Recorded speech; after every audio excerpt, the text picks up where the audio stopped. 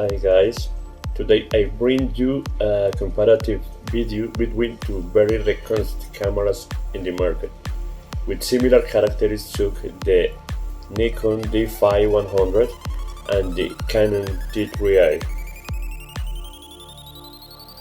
Here I will tell you their main advantages and disadvantages according to their characteristics, which are highly recommend to start making your photos with SLR cameras. So let's start by comparing the video features of the two cameras. The Nikon records video as good as the Canon since would record videos in the HD format. But the Nikon D5100 has an advantage, and it is in the autofocus, which allows to record videos in motion, keeping a continuous focus on the person or object in the motion, while in the Canon, we must correct the focus manually by rotating the focus of the lens, so the Canon is not a good in this aspect, and it is disadvantage when deciding for this camera.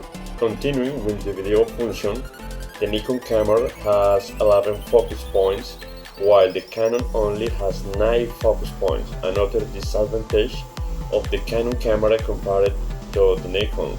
Turn of the focus, this difference is not very notable, but is an advantage to have 11 focus points. So in Nikon has more focus than the Canon. In terms of megapixel resolution, the Canon has 18 megapixels, while the Nikon has 16 megapixels. At this point, the Canon wins by the smidget or margin, as in a really very noticeable difference.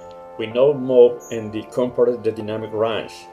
In this criterion, the Nikon has more dynamic range with 13.6 against the 11.5 that the Canon has. In terms of the color depth, the Nikon D5100 is also more than the Canon T3i, with a range of the 23.5 and the 22.1 respectively.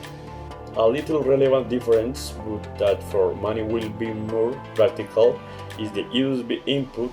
In the Nikon, this input is square, while in the Canon is the classic mini USB input, so this is a point in favor of the Canon.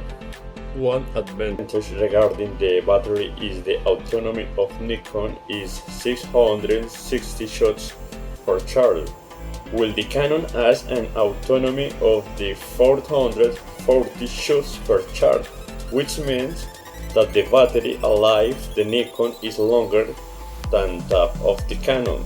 Another very important factor is also in the ISO sensitive settings, where the Nikon has more ISO sensitive with 25600 compared to the 12800 the Canon camera.